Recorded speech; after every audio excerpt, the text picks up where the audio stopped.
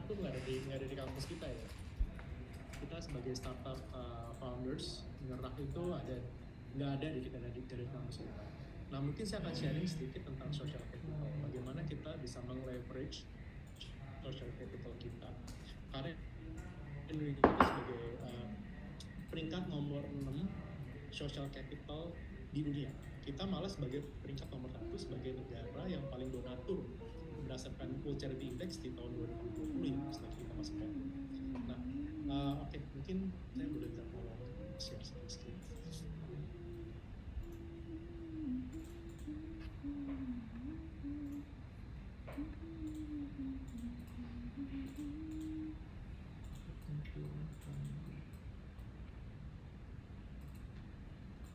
Dari Ayu Aludi. Ya.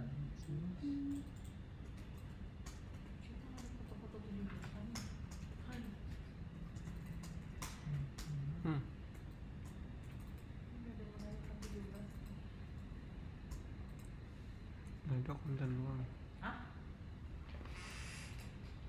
Konten doang. Oke.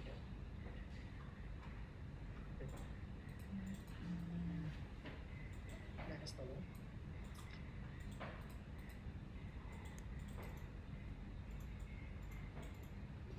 Ayu.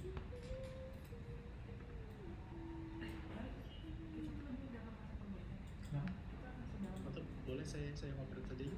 Mungkin kalau boleh saya share.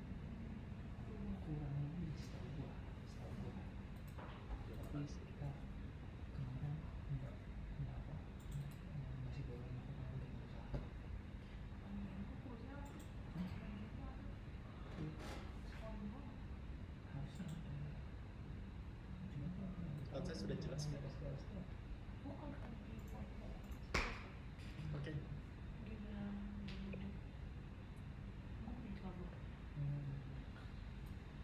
Oke, sedikit tentang latar belakang saya. Saya sempat kuliah di Sydney, ambil commerce, balik ke Jakarta 2005, dan juga sempat bekerja sebentar di Universitas Australia di Melbourne, bagian IT.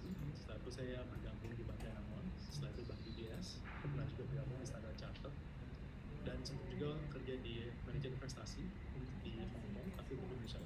Setelah itu saya mendirikan Danamat di 2018 sampai sekarang. Saya juga kemarin, saya juga sempat menempuh pendidikan MBA, sudah berakhir kemarin, alhamdulillah puji Tuhan. Dan saya juga sebagai komisaris untuk bisnis ini adalah suatu accelerator, incubator untuk startup dan juga SME, dan juga saya sebagai executive manager. Ini sedikit tentang ADI. Oke, kalau kita bicara startup, semua bisnis in general ya, masalah modal itu selalu menjadi masalah klasik. No matter size-nya ya, perusahaan kecil, medium, sampai besar pun juga modal itu menjadi masalah klasik. Nah, startup kalau kita mau cari modal, mungkin challenge-nya adalah kita kalau mau ke bank kita susah karena dari kacamata perspektif bank itu melihat kalau misalnya sudah punya profit untuk bisa dibiayai. Kalau belum punya profit itu mereka juga akan susah. Ini gimana cara dia akan membayar kembali bunga pinjamannya? Jadi bank itu tidak kita bisa share kepada potensi. Nah kalau kita mau masuk kepada modal, SaaS kita tidak akan merasa bahwa mereka dan juga mereka itu nggak ada yang akan sama sekali. Nah inilah yang di facing oleh startup kalau kita masuk ke lembaga keuangan konvensional. Nah kalau tadi kita jadi memang stage-nya kalau kita memang di luar ini kita memang bisa masuk kepada angel, crowdfunding, VC, PE, baru ke bank atau baru ke pasar modal. Nah inilah lo masuk ke pasar modal. Nah sekarang startup dengan ada seperti crowdfunding bisa langsung akses kepada investor, baik itu investor retail maupun investor itu. Jadi RCF seperti crowdfunding bertindak sebagai jembatan yang hubungan antara startup dengan retail investor dan juga kepada institusi investor. Jadi sudah bisa langsung, tidak harus menunggu sampai stage bisa belum masuk pasar modal. Sekarang sudah bisa langsung. Ini adalah breakthrough yang dilakukan oleh pemerintah Indonesia melalui OJK untuk memberikan securities crowdfunding license.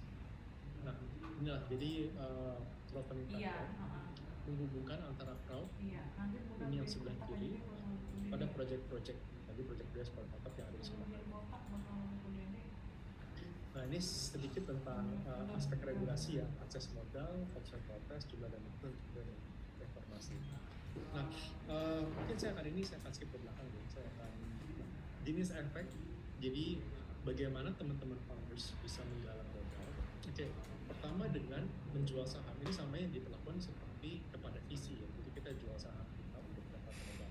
Nah, untuk di stage seperti saat ini, kalau misalnya stage teman-teman masih di dalam pre-seed atau seed, kalau kita langsung ke VC, itu mereka akan minta yang besar sekali.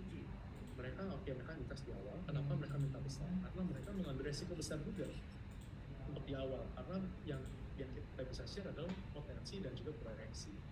Masih belum ada firm number, jadi discount rate-nya juga lebih besar. Nah, mungkin kalau misalnya dengan langsung kita masuk melalui crowdfunding, ini adalah kita bisa pembuktian kepada VC. Oke, kita membuktikan bahwa kita sudah memiliki traction, bahwa bisnis kita sudah berjalan, sudah kita MVP-nya sudah bisa diterima, dan juga traction sudah ada. Jadi kita punya bargaining power kepada VC. Oke, kita sudah ada revenue. Nah, mungkin bakal bisa masuk ke dalam mereka juga akan masuk ke dalam untuk masuk pada post revenue bukan pre-revenue. Nah, bargaining power-nya teman-teman jika berhadapan dengan VC beda. Nah, inilah, jadi ini jenis efek yang kita bisa lakukan ya, kalau bersurat saham, ekuitas. Dan yang kedua adalah obligasi atau juga menerbitkan surat utang. Teman-teman memberikan surat utang untuk bisa mendapatkan modal. Dan yang ketiga adalah sama seperti surat utang tapi yang bersifat harian. Jadi ada 3 layanan, ada 3 jenis efek yang bisa diterbitkan oleh layanan undang. Nah, bagaimana kalau teman-teman untuk bisa menjadi kita sebutnya penerbit ya, untuk kalau misalnya biasanya penerbit, yang pertama mesti berbadan usaha, tidak terafiliasi dengan perusahaan TBK, tidak digelar oleh konglomerasi, dan tidak memiliki kekayaan bersih luar tanah bangunan di atas 10 miliar. Jadi memang regulasi ini didesain untuk SME dan startup untuk bisa scale up. Jadi bukannya yang besar menjadi besar ya, dari bagaimana yang kecil bisa menjadi besar. Kita sharing ya bagaimana teman-teman bisa menjadi better investor untuk bisnis teman-teman semua. Jadi mungkin ini resiko dari kacamata investor, atau investor manusia atau juga investor modal. Ada resiko bisnis, resiko likuiditas, resiko manajemen, resiko pasar. Nah, resiko-resiko ini teman-teman harus identifikasi dan juga harus bersiap jika nanti baik itu mau visi atau juga nanti akan menjadi calon penerbit. Ini harus mitigasi dulu. Jadi dari resiko karena investor untuk mereka bisa invest pada stage ini, ekspektasi mereka tuh besar sekali. Ekspektasi mereka dan juga kita sebagai founders itu juga kita melepas pendidikan juga memang mungkin kalau secara pasokan ya lebih murah kita menerbitkan surat utang atau kita minjem dibanding kita melepas saham. Karena apa? Sebagai contoh seperti ini, kalau kita mau melepas saham kita sebesar 20%. Oke, investor akan invest mungkin dari 20% itu semula misalnya 5 miliar. Nah, dari 5 miliar ini investor juga akan mengekspektasi adanya growth. Nah, growth-nya tuh mungkin nggak cuma 5-10%, mungkin 1x, 2x, 3x. Nah, kita sebagai founders, kita yang harus keep up dengan ekspektasi mereka. That's why ini disebut dengan cost of equity-nya itu besar sekali, karena ekspektasi mereka besar. Beda kalau misalnya dengan kita menerbitkan surat berharga, oke, pasokannya berapa? Misalnya 15%, 18% per tahun. Oke, stop sampai di situ. Tapi kalau kita sudah melepas equity, ekspektasi mereka semakin besar. Nah, inilah jadi dari sedikit dari kacamata investor ya. Jadi teman-teman nanti untuk resiko ini bisa di mapping dan begitu nanti kemudian investor baik itu juga untuk listing di ACF atau juga di OTC sudah bisa memahami ini dan juga sudah bisa menjelaskan mitigasi seperti apa. Nah, ini berarti adalah data-data yang akan dipelajari oleh investor. Jadi visi. Nah, visi ini yang paling penting ya. Jadi mereka tuh visi itu investor mau melihat seberapa panjang visi kita. Terus kedua, untuk menjalankan visi ini kita butuh orang, jadi people, ya kan? Untuk membantu kita punya visi, tapi kita juga butuh orang-orang untuk mengambil visi. Nah, inilah struktur manajemen yang di sini. Jadi bagaimana manajemen kita ini bisa mengeksekusi. Jadi bagaimana tim kita ini mempunyai kapabilitas di masing-masingnya ya. Jadi misalnya kita ada yang benar-benar pegang finance ya, memang bidang finance, marketing benar-benar sales atau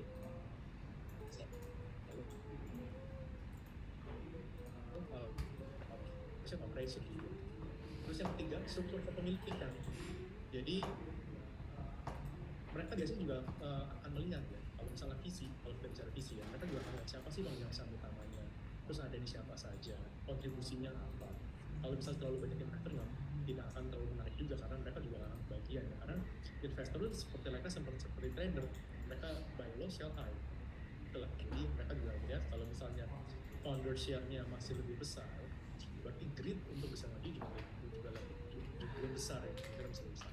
Nah, ini data yang akan dipelajari investor, baik itu untuk visi atau juga bisa masuk kepada dorong dana ini yang pertama dilihat. Terus yang kedua, analisa pasar dan industri. Jadi kita melihat, oke, kita misalnya kita bikin produk bagus ya, kita bikin produk kayak satu, misalnya kita buat suatu energi terbarukan untuk di Jakarta ya, tapi yang bisa melakukan ini karena installmentnya mungkin biayanya besar, jadi hanya apartemen tertentu saja yang bisa pasang. Nah, inilah pangsa pasar. Jadi pangsa pasar seberapa besar? Kalau pangsa pasar semakin besar, investor akan semakin banyak. Terus yang berikutnya adalah persaingan. Jadi kalau saya mungkin sedikit sharing ya terkait persaingan. Mungkin ini melihat kepada ada Porter Fan Courses, mungkin teman-teman yang sudah baca Porter Fan Courses ya. Jadi mungkin kalau lihat bagaimana kita sebagai suatu startup itu mempunyai nilai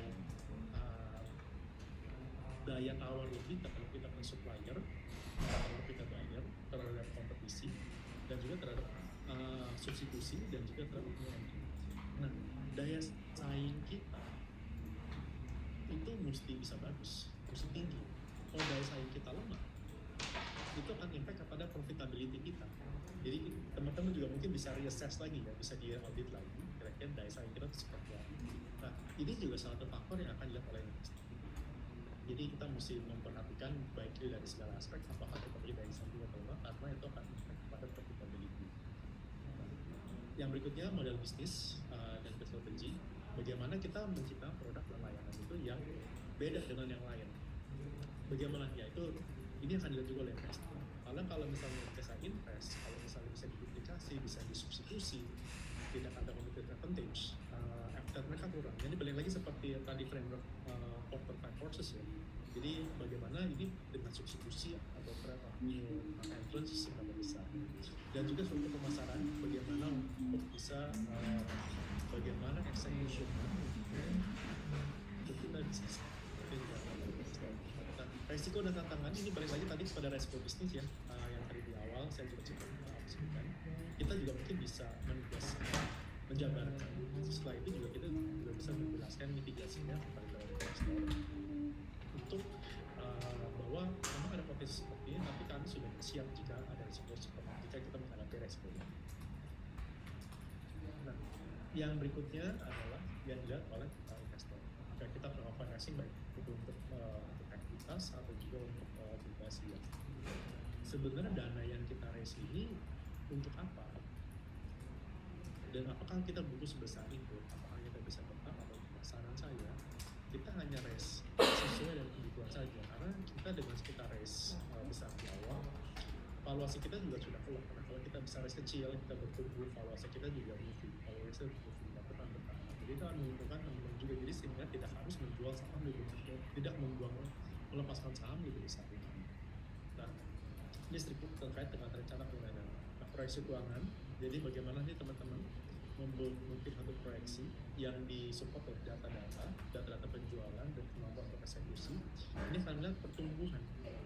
Jadi kalau misalnya untuk equity investor akan melihat biasanya kan kalau misalnya dengan dia masuk di stage yang pre-seed atau seed, karena resikonya lebih besar, secara matematis mereka juga pengen imbal hasil yang lebih besar. Nah, imbal hasil lebih besar itu mungkin akan relate ke semua, mungkin akan relate kepada model bisnis, ke strategi, terus juga akan melihat juga kepada pembedanya apa, base-nya seperti apa juga. Nah, inilah dengan berkaitan dengan persetujuan. Jadi investor juga akan melihat jika dia invest misalnya 5 miliar, kapan 5 miliar bisa kembali. Karena biasa kalau kita bicara SCF itu mungkin kita balik pada angel investor yang mungkin mereka time frame-nya lebih sedikit, nggak beda sama visi. Dan visi mungkin dia time frame bisa 10 tahun, tapi kalau misalnya kita masuk ke SCF mungkin time frame-nya di bawah 5 tahun. Nah, itu bagaimana kita bisa memberikan keuntungan ke investor. Nah, itu yang kita bisa convince. Informasi keuangan ini normal ya, jadi teman-teman memang saya juga mengalami founders itu memang kita area of strength itu kan dari bagian keuangan ya. Mungkin kita bisa bikin produk, kita bisa jualan, tapi mungkin ini something yang kadang-kadang kita sebagai founders tuh kita afford, kecuali founders yang di bidang keuangan. Namun ini penting pencatatan, karena kita mau fundraising, kalau kita mau juga kita mau leverage ada beberapa nih. Yang pertama ditanya adalah informasi keuangan. Jadi teman-teman laporan keuangannya dari dewa beroperasi, pencatatannya bisa rapi. Ya, mulai dari itu dulu aja deh. Jadi catatan. Kalau misalnya kita punya salesnya bagus, kita rapi, nanti kita juga balik power kita mau negosiasi sama investor, kita nggak punya data. Itu kita nanti juga melemahkan posisi kita. Jadi teman-teman, meskipun nanti pencatatan ini memang sudah challenging buat founders, tapi tetap mesti dilakukan. Kita sekarang juga banyak software accounting yang bisa membantu. Nah, dari ini terus yang berikutnya adalah kinerja awal dan validasi. Nah, ini kita butuh ya. Jadi investor juga akan melihat, jadi mungkin growth-nya seberapa sustain. Apakah dengan konsep ini eksekusinya gimana? Jadi kalau sebagai contoh ilustrasi ya, banyak tuh investor kalau betting yang kalau ada pacuan kuda, yang mereka betting itu sebenarnya bukan kuda yang mana, tapi joki yang mana, ya kan? Ini karena joki itu ibaratnya eksekusi, kuda itu yang jalan. Jadi kita mesti bisa lihat, kita juga mesti bisa membedakan ya. Jadi mana yang bisa eksekusi, mana yang nggak bisa eksekusi. Feedback dari pelanggan juga penting. Karena kalau untuk validasi pasar, mungkin kita juga bisa menggunakan blanket strategi ya. Jadi kita kalau menciptakan suatu produk, sebelum kita memang membuat dengan skala masif, kita bisa test case dulu. Kita buat beberapa, atau kita bisa sebelum kita bikin produk itu kita bisa bikin questionnaire, kita bisa bikin survei, itu kita bikin prototype dulu sampai benar-benar bisa teraccept dan juga bisa ada yang beli, baru kita bisa bet lebih besar lagi. Nah, ini juga secara bertahap, ini juga yang disukai oleh investor. Jadi kita nggak ambil risk yang terlalu besar. Nah, ini go to market. Jadi memang gimana kita bisa, ini balik lagi kepada eksekusi ya. Eksekusi, bagaimana kita bisa untuk strategi, kita harus bisa meyakinkan investor. Bagaimana strategi kita untuk jualan? Pasar mana sih? Dan bagaimana kita mendapatkan pelanggan? Ini punya asa. Nah, banyak juga mungkin dari mindset. Ini punya asa. Tapi ininya beda. Laporan keuangannya. Belum itu belum. Ini dapat dari mana lo bukunya? Dari LinkedIn nggak ada. Minta. Marketing gila-gilaan. Nah, terbukti strategi itu sistem. Begitu dananya habis juga pelanggannya. Jadi kita bagaimana kita bisa mencoba untuk bisa kreatif, bagaimana kita bisa dari 2022 sampai efektif marketing, sampai kita harus earning dan juga bagaimana kita bisa lebih efisien mungkin. Nah, bagaimana juga kita bisa mendapat kemitraan, partnership juga kan, mungkin bagaimana kita bisa gabung dengan partnership, mana yang kita bisa join. Nah, itu juga akan menjadi plus point bagi kita. Nah, tadi commercial advantage ya, jadi bagaimana tadi yang saya sharing, apa yang kita punya membedakan dengan yang lain, ada misalnya apakah kita punya teknologi tersendiri, atau kita punya distribution channel yang beda. Nah, ini sekilas terkait alur penerbitan, bagaimana startup itu bisa menggalang dana melalui SCF.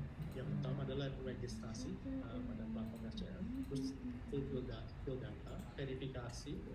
Nanti dari teman-teman SCM juga akan melakukan analisa, baik itu untuk equity atau untuk debt. Apakah sudah ready atau masih terlalu early bisa menggunakan SCM? Nanti juga akan dikasih setelah oke, lolos. Nanti ada electronic signing. Nah, satu baru dilakukan pembentukan efek, listing masa penawaran 40 hari, terdaftar di KSE untuk dana bank. Jadi mungkin jika ini bisa dalam waktu sekitar 60 hari total proses sampai dengan money in the bank. Jadi kita butuhin memang kita bisa dari scale kita dari scale kita udah bisa execute strategi. Nah ini sedikit tips saja Iya, dia sih nanyain yang pertama pasti apa lu bisa dan juga kita semua dokumen untuk memudahkan itu semua dari soft copy-nya perakbangan dan bagaimana sebenarnya ini ada sedikit mindset yang saya mau sharing bagaimana teman-teman ini kalau misalnya menggunakan layanan harus bisa menjadi better fundraiser karena bisnis kita ini begitu kita dapat dana hidup kita itu bukannya lebih mudah, hidup kita akan jadi far worse gitu ya karena kita saya bilang tadi kita juga karena kita terima dana dari orang lain investor juga expect growth. Nah itulah equity yang kita lakukan sebenarnya jadi jadi di sini teman-teman harus bisa menjadi jadi karena teman-teman nanti dari sini stage-nya mungkin dari seed ke seed sampai seed nanti dari seed sampai ke masuk ke pre-series fundraising, series A, B, C sampai E itu fundraising. Jadi bagaimana teman-teman bisa mengakses edisi. Habis itu singkatan dari always be closing. Jadi kita harus bisa closing terus-terusan. Jadi untuk usaha next step. Nah, ini sama teman-teman itu bisa menjadi better fundraiser, bisa bikin campaign yang menarik yang di sini ya, bagaimana bisa convince investor, retail investor terutama bahwa ada traction yang ada, bisnis model yang berbeda, potensi yang didapatkan ini juga akan menarik. Nah, teman-teman juga bisa leverage media sosial untuk bisa membantu campaignnya, terus juga bikin potensi imbalan menarik dan ikuti dengan regulasi. Nah, menggunakan media sosial, saya akan menggunakan social capital. Udah kemarin tinggal satu step lagi katanya. Ini nanti aku social capital. Oh, bagus. Ntar kalau ganti laptop, saya akan stop share. Saya akan minta. Cibes. Ada Cindra di sini, Cindra. Ternyata buah tuh Cindra boleh tolong share social capital. PL aku belum itu. Satu slide aja. Deket rumah lu, kosan lu. Iya. Cipul ya? Lu punya dekat? Gue bro ya masih jauh lah itu. Ngelewati, tapi lewat ini sih iya, dia. sorry, waktu saya Green sudah Green Garden. Green Garden ya? Lanjutkan, Cin. Oh, siapa? Kemarin tahun gua lewat gua lewat Codok ya, sebelum Cipulir gua belum. Terus ada kampus apa gitu? Kampus Mercu Buana. Bukan, nggak terkenal kampusnya. Dari terus Mercu Buana masih ini. Dia lu ngelewatin sih, kalau lu pulang ya dari sini, lu ngelewatin maksudnya, tapi nggak ngelewatin banget. Daun kosan. Kalau Cipulir sih masih searah, cuman nggak.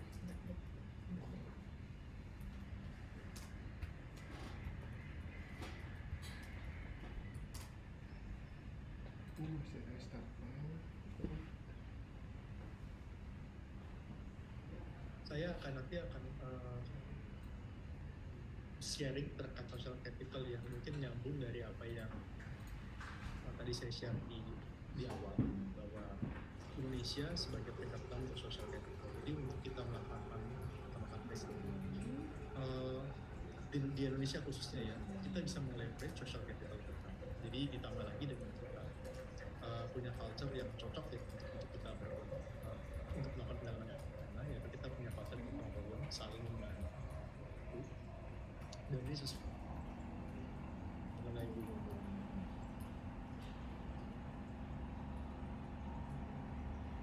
meng-leverage itu adalah modal kita untuk kita melihat.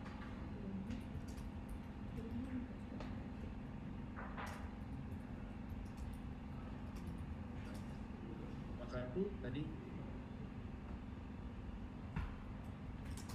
Ya ya. Wifi-nya biar berapa? putus nyambung. 1 miliar 5. Iya. Jadi teman-teman bisa bikin campaign yang menarik. Pertama yang teman-teman paling dekat itu adalah siapa? Ya family and friends. Itu yang paling gampang. Itulah social capital kita. Jadi gimana family and friends itu? Kita Ini menggunakan our family and friends untuk bisa berinvestasi melalui platform HCF, dan itu juga akan akan terbentuk crowd wisdom. Nah, jika crowd wisdomnya sudah terbentuk, social capitalnya itu akan terleverage dengan mungkin, Sinyalnya jelek dan di sini banget ini. akan meng-attract investor yang lebih besar lagi. Jadi contoh teman-teman udah dapat dukungan dari 100 orang dengan investor misalnya yang mau berinvestasi 500.000 untuk startup teman-teman. Oke, begitu masuk ke dalam penggalangan dana 45 hari, crowd wisdomnya terbentuk, berarti kita cenderung investor itu herd behavior, jadi melihat, oh ini ada banyak hype di sini nih, misalnya startup ini bikin misalnya jualan food tech gitu ya, oke jualan food tech kayak ramai nih, kayaknya bakal enak nih, mereka juga akan ikut. Itulah ada herding behavior. Nah, itu yang masuk juga dengan crowd wisdom yang apa yang sudah terbentuk itu teman-teman bisa gunakan. Nah ini sedikit ya terkait social capital. Jadi ini teman-teman punya semua. Jadi mungkin ada kita pertama tuh ada economic capital, itu ada kekayaan, jadi harta yang tangible asset. Social capital ya, jadi teman-teman punya family, networks, itu semua bisa di leverage. Dan juga kita punya cultural capital, jadi adalah knowledge, jadi bagaimana kita ngerti tentang culture sekitar kita, bagaimana how do they do business. Nah juga kalau teman-teman punya kemampuan untuk bisa berbahasa lebih dari satu, gitu ya, mungkin teman-teman bisa dapat trust lebih untuk doing business. Jadi itulah salah, karena linguistik ini juga suatu modal. Ini cocok banget untuk teman-teman yang bisnisnya akan ekspor nanti. Nah juga ini ada symbolic capital, ini juga modal. Jadi qualifikasi, recognition, reputation. Nah ini semua yang akan masuk dalam social capital. Nah ini akan penting banget, ini akan berguna sekali untuk teman-teman melakukan campaign yang menarik. Jadi jangan teman-teman bilang, wah saya start dari nol, saya nggak ada modal, saya nggak ada pengalaman, saya cuma punya ide doang segala macam. Oke, first thing you have to do, ya leverage your social capital awal, get proof, bikin produknya. Setelah bikin produknya itu coba sell ke teman-teman, kita bisa juga membuat survei atau questionnaire. Setelah itu bikin produknya. Nah, dapat dukungan dari social capital ini, teman-teman udah bisa melisting startup teman-teman ke seluruh Indonesia. Karena kalau misalnya dengan melakukan penawaran di Asia ini, teman-teman udah bisa dibantu oleh penyelenggara untuk bisa publish ke seluruh Indonesia. Jadi udah langsung melewati langsung dari startup sampai bisa dapat public access. Nah, luar biasa, inilah makanya Asia luar biasa di sini. Jadi kita bisa meng-convert ke teman-teman jualan food tech ya, bisa meng-convert dari customer jadi investor. Begitu jadi investor bisa jadi customer, jadi bisnisnya bisa scale up lebih besar lagi. Nah inilah kekuatan dari cloud. Nah kita sangat beruntung dengan posisi di Indonesia ya, dengan baru 70 juta orang, 285 kalau nggak salah terakhir. Nah ini adalah crowd yang luar biasa. Maka Indonesia menurut saya dalam beberapa waktu depan ini akan menjadi the epicenter of crowdfunding. Karena ya mungkin secara crowd kita nggak ada yang sama di Southeast Asia. Nah untuk di negara tetangga seperti di India dan juga seperti di China, they don't have the culture like us. Nggak ada gotong royongnya, dan kita juga sebagai social capital kita nomor 6 mereka di dunia, dan juga kita negara yang generous itu juga kita sebagai negara kira-kira itu dari saya sedikit sharing-sharing. I wish you all the best untuk menggalang dananya. Winter tech selalu ada, challenge selalu ada, tapi giving up is not in our dictionary ya kalau misalnya bicara founders. So jadi terima kasih atas perhatiannya. Selamat pagi.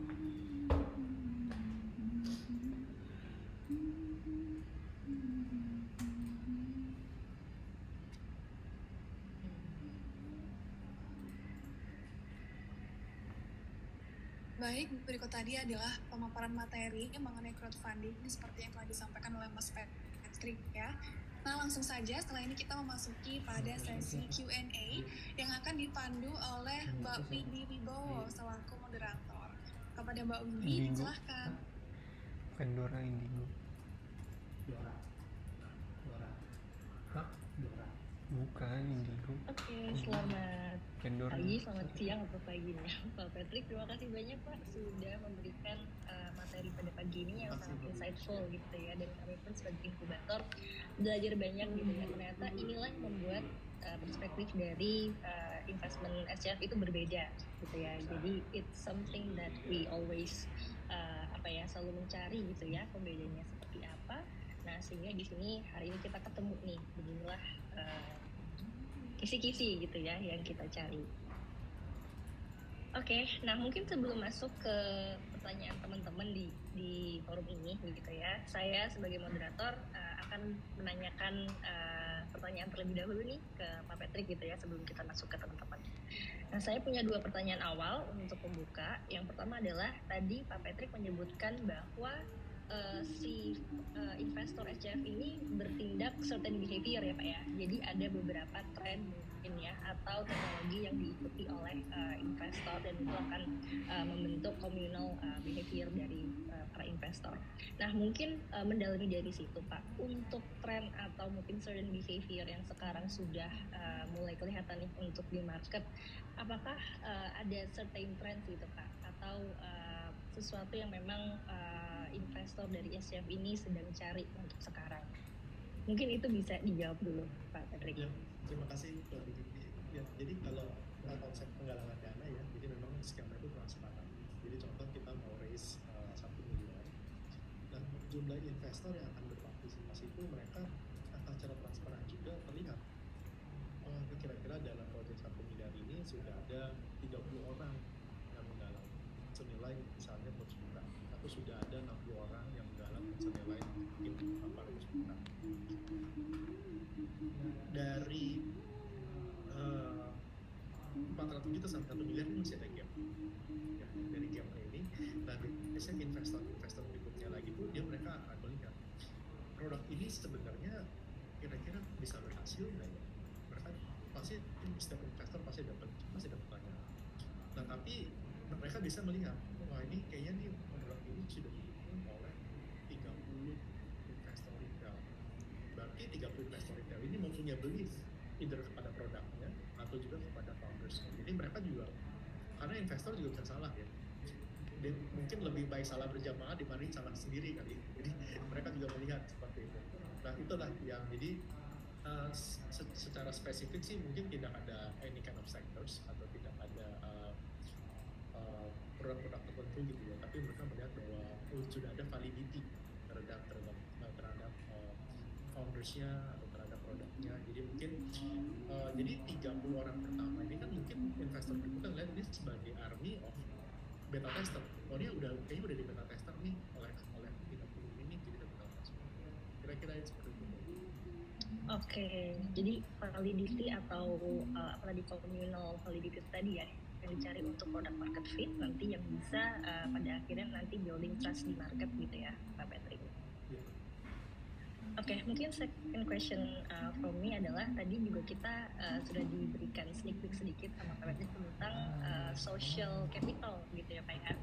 Nah di sini juga turut hadir di forum ada teman-teman silang gitu ya, yang memang fokusnya adalah membangun inclusivity untuk teman tuli. Lalu ada teman-teman dari lapangan bola juga yang membangun awareness di olahraga khususnya sepak bola gitu ya, yang tentunya kedua startup ini punya impact yang besar gitu ya untuk pelayanan publik gitu ya dan peningkatan kualitas publik. Nah mungkin nggak cuma di dua teman-teman ini ya, tapi yang lain juga kadangkala kita sendiri kan sebagai startup sosial gitu ya, khususnya paling produknya sudah sosial, tadi mungkin sudah realize gitu ya, atau sudah punya playing ground gitu ya, yang memang merupakan social product gitu ya. Nah, cuma tadi problemnya adalah bagaimana teman-teman ini bisa mengidentifikasi gitu ya. Tadi Pak Panik sudah menyebutkan ketika kayak bisa survei gitu ya. Tapi bagaimana teman-teman ini mungkin di dalam internal tim dan produknya itu bisa mempertajam lagi nih Pak untuk social capital yang memang mereka bisa fungsikan secara optimal gitu ya, dan itu akan match ke market gitu. Dan bagaimana mereka bisa growing gitu ya their social capital yang unik tadi setiap startup, sehingga nanti itu menjadi daya tarik tersendiri nih ketika mereka mungkin melakukan campaign atau melakukan komunikasi dengan investor. Oke, terima kasih. Ya, mungkin sedikit sharing kali ya, kalau misalnya teman-teman yang bergerak di bidang social impact mungkin bisa melakukan sustainability report. Jadi bisa maju juga dari matrix yang kan, atau juga bisa menggunakan ISO. Nah, once itu sudah dampaknya sudah bisa termapping dan seberapa besar skalanya itu juga bisa dijadikan contoh tindakan untuk kita bisa present. Oke, startup ini mempunyai dampak seberapa besar, dan juga skalanya mungkin apakah skala kabupaten, skala provinsi. Nah, impact ini bisa di measure dan juga bisa di report. Ini akan menurut saya ini akan create trust kepada future user, future customer, atau juga pada future investors. Jadi ya bisa cek ESG scoring sih, ESG scoring. Jadi untuk mencegah berapa besar social impact yang dilakukan. Oke, jadi tadi bisa mengquantifying gitu ya dari detail-detail si social impact yang mau dilakukan, dan kita bisa nanti refleksi kembali gitu ya kepada social capital yang kita grow gitu ya.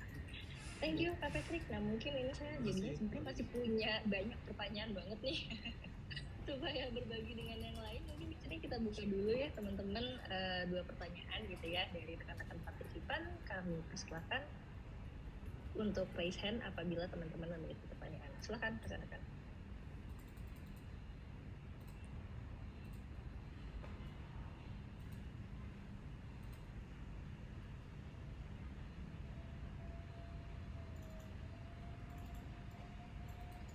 Oke, ini kayaknya masih malu-malu sih Pak Patrick ya. Kalau gitu saya coba untuk teruskan pertanyaannya gitu ya. Nah, salah satu tadi yang saya mungkin agak penasaran adalah tentang journey atau flow dari crowdfunding ini sendiri. Karena tadi dari penjelasan Pak Patrick, crowdfunding ini kan sifatnya adalah diikuti oleh perusahaan yang masih private ya, Pak ya. Tadi bukan terbuka ataupun tidak terafiliasi dengan perusahaan terbuka. Nah, tapi tadi uniknya adalah perusahaan yang mengikuti crowdfunding ini juga akan melakukan campaign yang menarik gitu ya, dan itu mungkin nanti akan tercantum juga di website atau di halaman sosial media dari pemodelnya gitu, dan itu dilihat oleh banyak orang dan juga tercatat gitu ya pemodelnya tadi di Kasei. Jadi ini rasa-rasanya kayak ini private tapi juga rasa-rasa publik gitu ya Pak ya. Nah ini mungkin ada tips nggak Pak? Karena teman-teman startup ini kan biasanya memang banyaknya dan networknya adalah investor yang private ya, dimana memang biasanya kita kenal investornya atau melakukan campaign itu benar-benar raising komunikasinya adalah one on one gitu ya. Nah ini apakah ada tips gitu ya untuk menggeser tadi dari private ke publik ini, kita komunikasinya harus seperti apa? Bentuk kampanye mungkin ya harus seperti apa saja yang harus dilakukan dalam diskusi ini, dan apakah ini sesuatu yang kita juga jadi keinget gitu ya, kalau IPO juga seperti ini ya, mungkin juga IPO kita modelnya adalah mendekati satu-satu investor tapi nanti impactnya adalah ke publik. Nah apakah mungkin kita bisa berlatih gitu ya bagi teman-teman yang mau prepare ke IPO gitu ya dengan raising melalui SCF ini sebenarnya juga bisa melatih kepercayaan diri kita ketika nanti kita sudah road to IPO-nya. Ya, oke, terima kasih Mbak. Ya menurut saya teman-teman mempunyai kesempatan baik ya dengan jika bisa kolaborasi dengan Masjidkan. Karena pertama kita sudah bisa langsung listing, jadi tanpa harus menunggu bisnis besar itu bisa listing.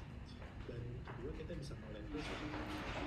Jadi mungkin dengan produk yang sudah ada yang mereka beli itu adalah bukannya social capital kita yang harus kita yang mereka beli itu bukan sekedar mereka investasi pada salah satu bagus, tapi mereka mempunyai instrumen di pasar modal yang secara transparan tercatat juga di KPC dan juga diawasi oleh OJK. Sehingga ini kan mendapatkan confidence level dari investor itu lebih. Jadi problemnya adalah jika investor misalnya angel investor di Indonesia ini memang prakteknya banyak sekali, tapi jika kelemahannya itu adalah jika angel ini masuk ke dalam satu startup, mungkin startup ini fokusnya kepada jualan, mungkin fokus kepada SOP, fokus kepada keuangan, itu mungkin prioritas yang kesekian gitu. Nah tapi dengan melakukan penerbitannya, mereka startup yang terima dana sendiri mau nggak mau mereka harus patuh dalam kebutuhan, karena mereka juga ada kewajiban untuk bisa pada PSI dan juga pada OJK. Ini maksudnya apa? Nah, ini adalah jadi kita sudah bisa bilang meskipun kita belum kita juga sudah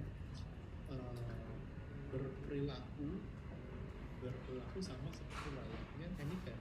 Kita bisa laporan keuangan, kita mesti comply, kita mesti bilang tujuan penggunaan dananya untuk apa aja, jadi kita harus melakukan realisasinya seperti apa. Jadi ini adalah added value bagaimana untuk mencari investor. Jadi mereka investor yakin bahwa dana yang mereka setorkan itu memang kebutuhannya untuk pertumbuhan usaha, bukan digunakan untuk kebutuhan yang lain. Nah, dan ini yang akan dimonitor juga oleh penyelenggara, dimonitor juga oleh CSI, dan juga akan dimonitor juga oleh OJK. Kira seperti itu Mbak Widi. Ya oke, jadi sebenarnya sudah mencicil gitu ya Pak ya, persiapan untuk nanti ketika kita launching, sudah latihan dulu, benar. It's a good exercise gitu ya, ketika nanti sudah memang meniatkan untuk IPO. Oke, nah mungkin saya ada pertanyaan juga sih Pak. Tadi kan terkait dengan untuk pendanaan publik ini gitu. Kalau kita ngomongin financing itu sebenarnya tidak jauh-jauh dari bagi hasil juga gitu ya buat investornya. Nah ada beberapa rekan-rekan mungkin yang concern gitu ya dengan besaran imbal hasil ini atau bunga gitu. Ada beberapa juga yang tidak berkenan gitu apabila kok ada bunga gitu kan di dalam proses bisnisnya. Nah mungkin untuk bunga tadi bisa pilih yang syariah ya Pak ya, supaya tidak ada komponen juga ini gitu ya. Tapi terkait dengan imbal hasil gitu nanti yang akan teman-teman negosiasi gitu ya dengan teman-teman investor. Nah ini apakah ada guidelines gitu ya untuk bisnis yang menarik ini, seperti investor ini mencari yang modelnya seperti apa? Apakah memang harus sudah ada angka tertentu gitu ya untuk imbal hasil yang diinginkan dalam jangka sekian, atau mungkin sebenarnya masih bisa kita negosiasikan dengan roadmap gitu ya, atau mungkin dengan visi misi startup ke depannya? Oke, mungkin balik lagi pada jenis pendanaannya. Apakah mungkin kalau tahap yang masih dalam early stage, menurut saya kita itu untuk melakukan fundraising berdasarkan aktivitas, jadi membuat sama modal. Karena kalau misalnya kita mencoba untuk menerbitkan surat utang yang ada notabene bisa berhubungan bunga ataupun suku bunga ya, mungkin akan kurang menarik bagi calon investor jika kita membuat berdasarkan kita membuat proyeksi atau masih berdasarkan potensi. Cocoknya kepada investor yang akan, karena juga ada dua tipe investor ya, investor yang untuk lebih long term, yang lebih mengambil resiko termasuk saham, atau investor yang lebih konservatif, moderate, itu mereka akan masukkan kepada surat utang. Nah jadi mungkin kalau tahap seperti ini mungkin cocoknya tanpa ada beban bunga, tapi adanya beban cost of equity yang kita akan sacrifice untuk dapatkan modal. Seperti itu Mbak Widi. Oke, berarti di awal bisa cost gain base dulu ya Pak ya, untuk mungkin teman-teman bisa punya bayangan gitu ya dengan resiko atau cost yang keluar di awal, tapi tadi ada pemodalan yang didapat gitu kan untuk antisipasi apa namanya, ini itu bukan yang masalah minta imbal hasil di depan dulu gitu ya, atau misalkan pembagian hasil di saat memang teman-teman masih early stage gitu ya, waktu usahanya nanti berkembangnya seperti apa. Baik, mungkin kembali kami buka pertanyaan untuk rekan-rekan apabila ada yang ingin itu ditanyakan komennya lagi bisa itu adalah poin raise hand. 18 sama 19. Mungkin kita Nah, ada berarti dia topik di sini gitu ya, dengan pengetahuan yang sangat luas gitu untuk berbagai perspektif dari pendanaan baik itu private maupun SCM. Silahkan rekan-rekan. Pasal 7 ya. 7 huruf R.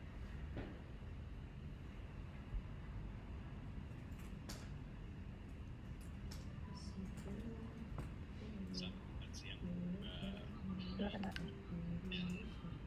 Patrick, perkenalkan nama saya Ali dari Pemula, urusan statistik sepak bola sekarang. Jadi mungkin semenjak gabung Indigo sampai sekarang kami cukup banyak berubah model Itu bisnisnya. komennya kan Yang tadinya ada aplikasi yang berbasis angka 18 sama 19A tuh. subscriber gitu ya Pak ya. Nah, itu 18 19A kan itu bukannya yang Dengan sepak bola, tapi kalau sekarang lebih ke B2B. Jadi klien kami di Liga Indonesia, Liga 1, yang jumlah biaya imbal hasil aja ya, yang itu baginya sama bagian poin tingkat suku bunga SCF sama biaya manajemen. Jadi kami sekarang belum lagi funding gitu ya, mencari pendanaan lagi karena memang kami rasa sifatnya si perusahaan ini bukan tipe startup yang growth-nya harus dari revenue dan dari user itu harus cepat sekali gitu. Sehingga kami benar-benar memaintain project by project, tapi bottom line-nya harus bisa menghidupi operasional kami gitu.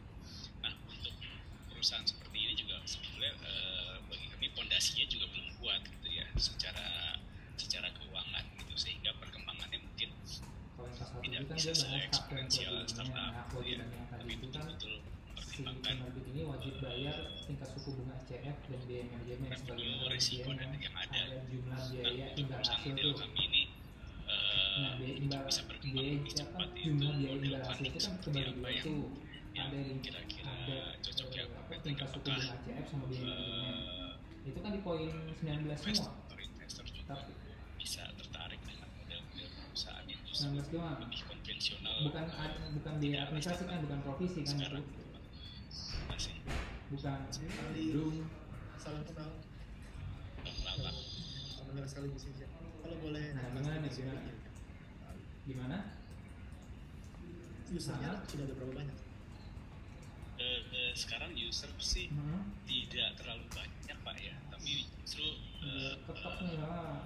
income dari Lamaan mereka nih yang buat besar, gua. jadi mungkin masih di sekitar 200 Pak ya, sekitar 200. Tapi ini klub-klub sepak bola Liga Indonesia yang sebagai transaksi juga cukup besar, lalu event organizer turnamen-turnamen di Indonesia. Jadi seperti contohnya Liga Top Score, lalu ada Garuda Cup yang sebentar lagi akan Ayo, datang. mana Gus?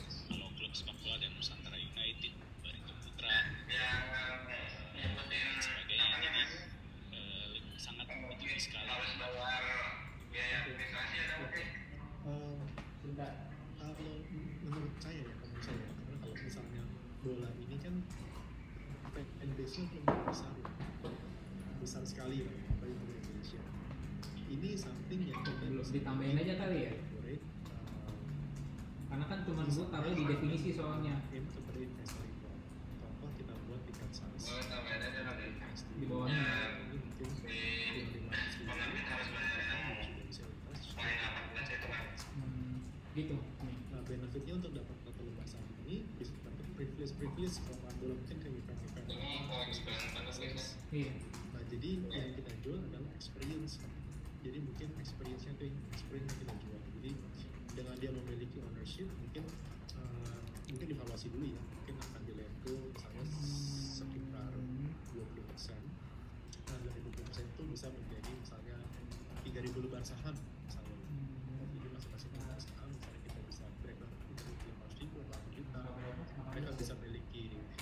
passion untuk pendidikan di lapangan bola, tapi mereka juga dapat privilege yang Apa lagi? user-user lain tuh nggak dapat privilege di situ. Mungkin privilege-nya bisa lebih di breakdown. Nah inilah yang mungkin jadi campaign-campaign yang menarik ya. Jadi nanti akan dibantu juga oleh penyelenggara untuk ngebus, ya kan? untuk ngebus lapangan bola. Jadi orang jadi yang sebelum tahu bola, mereka jadi bisa lebih ada lapangan bola dijual sana. Saya bisa beli 500.000, tapi saya bisa dapat akses terbatas untuk ini selama 1 bulan atau setahun gitu kan. Nah, jadi ada kaitnya juga bisa bikin awareness, bisa nggak? tapi di sisi juga bisa mendapatkan fundraising. Kira-kira seperti itu. Bisa Jadi nggak? kalau misalnya kita mau langsung ke isi, misalnya mau langsung Sama ini ada yang direvisi nih, kayaknya Mas Dada yang revisiin deh. kenapa kita nggak coba kita leverage kita punya social capital? Ini biaya manajemen kepada pemodal dan Cara kita penyelenggara melalui bisnis penyelenggara. listing ke 100. Mungkin seperti itu Pak. Ini korek aja ya. Ada lagi nggak? Sama tadi yang lu bilang denda-denda. banyak nanti jangan dipakai. Baik, Sama tadi ada terima kasih. denda-denda itu gimana? Biarin aja. Patrick, mungkin di sini sudah ada pertanyaan dari Pak Zaki gitu ya. Pak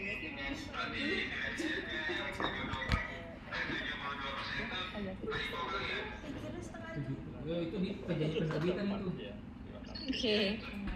Baik, boleh Pak Zaki. Jadi yang pertama Itu mungkin bawaan, tentang itu bawaan itu dana itu gitu ya Pak bawaan. ya. Berarti ngikutin yang dari sini ya. Maksudnya dana Memiliki keterlambatan itu pendidikan gitu ya, 0,2% per hari. platform Asia Prime seperti Bigger, Urun daftar dana dan lain sebagainya. Apa? Mungkin Pak Patrick bisa ini Bawaan, kayaknya dari bawaan dari sana gitu. Di dalam satu asosiasi yang sama, Iya itu emang segitu Gus. itu benar Pak. Iya. Dan memang Perjanjian penerbitan kan masing-masing dendanya penyelenggara 72%. jadi Itu contoh kan bukan cabang, tapi di perjanjian itu di fokusnya pada layanan. franchise. Dan ini 2,2% per hari. Coba yang dulu itu. Di perjanjian penerbitan nggak ada di sini. Oh yang keseh. Iya. 72%. Itu juga baru juga kalau kakak kan gua nggak ngerti. Angle yang berbeda-beda dan yang berbeda-beda. Jadi saya kira nanti mungkin Pak Zaki bisa mencoba bisnisnya itu lebih cocok kepada penyelenggara yang Coba ini ya apa? Iben kan Iben mau listing nih. background kembali. Ya. Itu gua tambahin Lanjut ke satu pertanyaan ditunda kedua, ya Pak. Pak. Jadi untuk ses tadi ya sudah sempat kita singgung tentang pembagian Oh. hasil gitu ya. Tapi pada Edit saat kedua kali berarti. untuk Iya. Berarti gua ngasih komen lagi kan? bunga gitu Enggak. ya, ataupun Enggak, dengan belum. 3.2 ya, Bu? nanti si proyek-proyek komite yang tersebut update ya komen tadi. yang Itu janjian. mungkin starting Ditunda point jadi itu di Jual. angka berapa gitu Pak untuk Berapa Gus tadi? 3.2 ya? batasannya gitu ya dari berapa 3.5, 3.2 ya? Ya, ya kalau terkait imbal hasil ya berarti persoalan itu mungkin bagaimana kita bisa mengimbangkan dengan kemauan dari jadi biasanya investor tuh melihat Poin 10. investor melihat resiko. Jika mereka invest berapa mereka yang Pengertian poin 10. 72% per tahun coba dibagi. Misalnya proyeknya itu adalah ngeluarin 1 miliar untuk 3 bulan. Nah, Dibagi 365 nanti ya. itu juga akan dilihat apakah proyek ini Oh iya benar. Iya 0,2%. 0,2%. sudah mengejar Berarti benar, Gus. Dibagi 365 Gus. Nah, biasanya untuk rata-rata Ya, ya itu formatnya aja sih. 360 ini berarti. investor Perhitungannya sebenarnya sekitar 18% sama gitu. Kan 24%. kalau di LUD kita per hari, kalau ini kan per tahun ya Sudah perlu hitungannya ya. sebelumnya Sudah clear ya. belajar Ya udah, kontrol. itu aja sih Mas. Berarti ini udah sih dibungkus aja sih Mas. Tinggal catatan yang tadi sih Mas terakhir. Nah itu tuh terakhir yang tadi yang di grup ya. Lumayan lebar ya dari 20 sampai 24, tapi mungkin balik lagi pada tingkat resiko. Sama yang ini. Iya.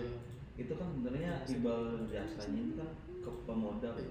Iya. Dan penerbit ke penyelenggara pemodal dan menyesuaikan penyelenggara melalui dengan penyelenggara. resiko dengan produk gitu Jadi menurut gue sih tambahin itu. seperti Tambah apa. pemodal ya. Oke, pemodal ini dan pertanyaan penyelenggara. ketiga. Kan poin 19 itu kan breakdown Iya.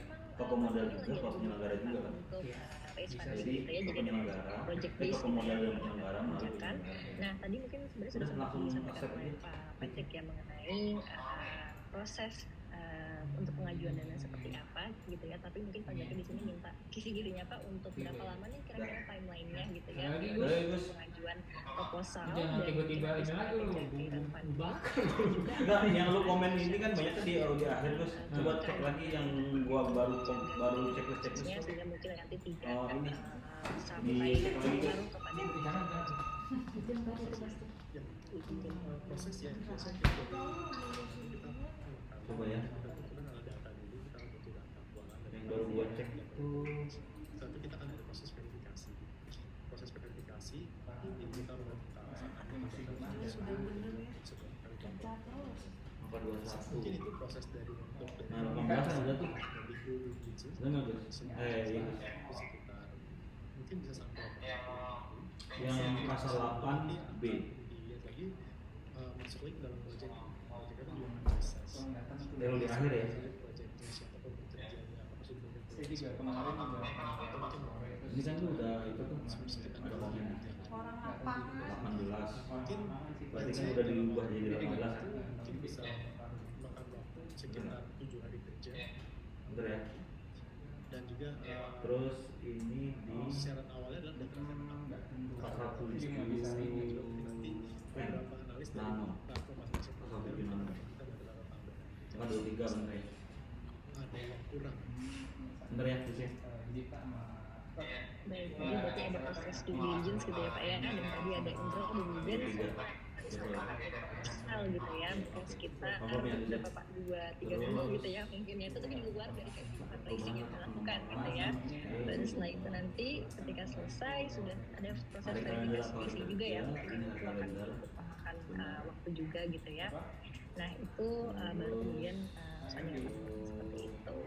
Nah tapi jangan khawatir teman-teman, karena memang ini semua kita sedang proses belajar gitu ya bersama Pak Patrick dan juga kemudian Audi gitu ya. Jadi nanti mungkin kita setelah sesi webinar ini pun nanti sebenarnya kita akan melakukan info gitu ya, atau meeting dengan teman-teman Audi sehingga nanti mungkin bisa berkenalan secara lebih dekat dalam bisnis matchmaking. Baik, mungkin sesi pertanyaannya harus kami cukupkan Pak Patrick karena sudah pukul 11.15 gitu ya. Kita tidak akan hold you too long Pak. Terima kasih banyak Pak Patrick atas insight dan juga informasi yang telah disampaikan. Kami cukupkan untuk sesi Q&A pada pagi hari ini dan akan kami kembalikan kepada rekan MC yang silakan. Terima kasih Pak Patrick. Pak Fadli yang tadi ya Pak. Sip, ada lagi nggak? Iya, Bapak kebutuhannya apa? Nanti biasa sama-sama. Lu mau ngobrol sama Ari nggak? Terima kasih kepada Mbak Widi yang telah membantu acara inti. Baik, berikut tadi adalah sesi webinar tentang hari ini ya, perihal crowdfunding. Dan ternyata crowdfunding itu dapat menjadi solusi alternatif dalam investasi yang bisa dilakukan dalam bisnis startup ya, seperti itu. Nah diharapkan dengan diadakannya webinar ini, Mas, Mbak, para founder startup dapat memperoleh pemahaman yang jauh lebih komprehensif mengenai dunia investasi, terkhusus perihal crowdfunding sebagai salah satu alternatif pendanaan dalam startup bisnis. Nah sebelum mengakhiri acara webinar pagi ini, untuk peserta webinar diharapkan dapat mengisi form feedback yang nanti akan dikirim melalui kolom chat di Zoom, dan izinkan kami pula untuk bisa melakukan sesi dokumentasi. Mohon kepada seluruh peserta dapat menyalakan kamera Zoom-nya, lalu pada hitungan ketiga kami akan mengambil screenshot untuk setiap slide seperti itu. Tapi untuk saat ini dari saya langsung Pak dimintanya Pak. Untuk admin sudah siap. Bukan Saya dari hitung Bapak, dari mulai atas saya Pak.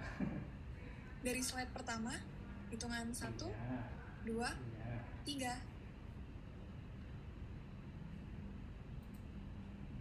Baik, slide kedua, 1, 2, 3.